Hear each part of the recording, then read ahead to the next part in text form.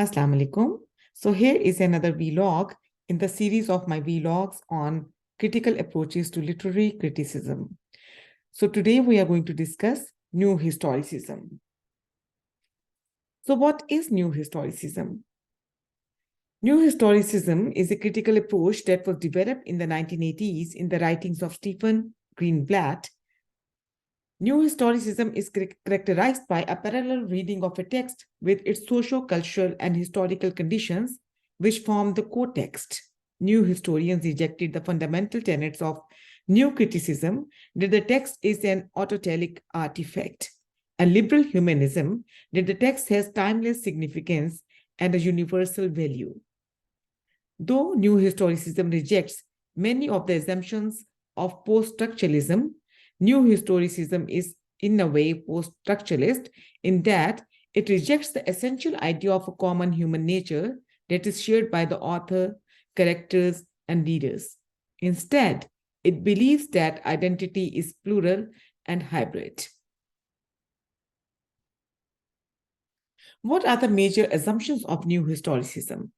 The discipline of New Historicism has been influenced by Althusserian concept of ideology, the Derridian deconstructionist idea that a text is at war with itself, and Bakhtinian dialogism, which posits that a text contains a multiplicity of conflicting voices, and most prominently by Foucauldian idea of power, knowledge, and discourse.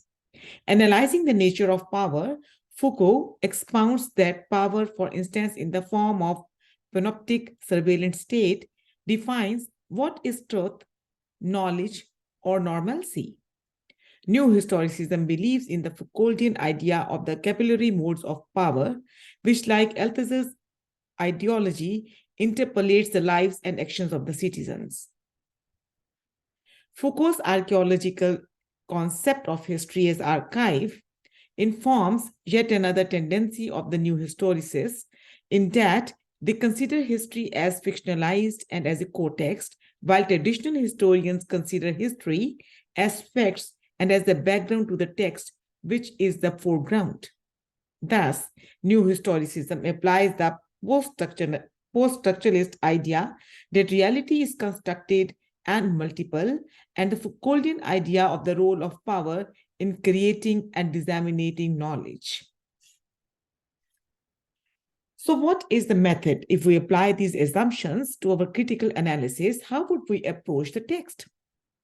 A new historicist interpretation of a text begins with identifying the literary and non-literary texts available and accessible to the public at the time of its production, followed by reading and interpreting the text in the light of its core text. Such an interpretative analysis would ideally begin with the powerful and dramatic explication of the anecdote, which is the historical context or the core text. Thus, the text and the context are perceived as expressions of the same historical moment. Stephen Greenblatt's Renaissance Self-Fashioning from Moore to Shakespeare, published in 1980, does a new historicist reading of Renaissance plays, revealing how self-fashioning was an episteme of the era, as depicted in the portraits and literature of the time. To a new historicist, literature is not the record of a single mind, but the end product of a particular cultural movement.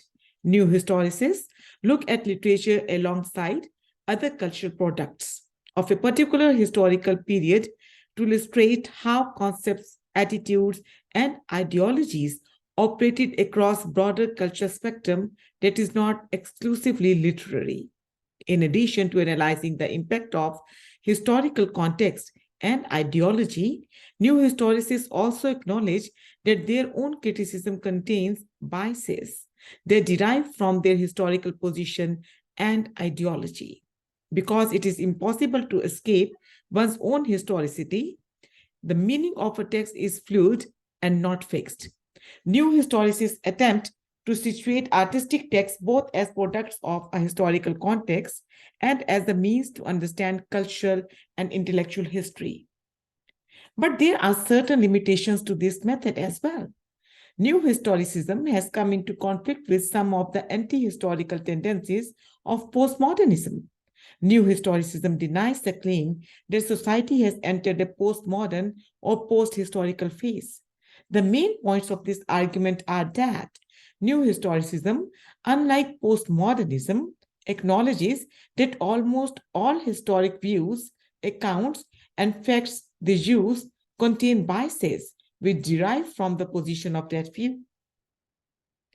So, to conclude, New historicism developed in part based on the frustration of some literary scholars with the ahistorical approaches of new criticism and the formalist tendencies of the structuralist and post-structuralist approaches that came after new criticism.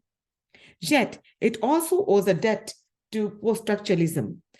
It is distinct from the older historicism in large part because the movement follows post-structuralism in its assurance that literary works mean any number of things to any number of readers, the doctrine of the plurality of meaning. Freeing new historicists to find the warrant for their interpretations not in the author's intentions for his work, but in the ideology of his age. Similarly, the new historicist effort to assimilate the literary text to history is guaranteed by the post-structuralist doctrine of textuality, which states that the text is not aloof from the surrounding context. I hope that you enjoyed this brief presentation on new historicism in my effort to simplify the literary theory. Thank you so much, and God bless you all.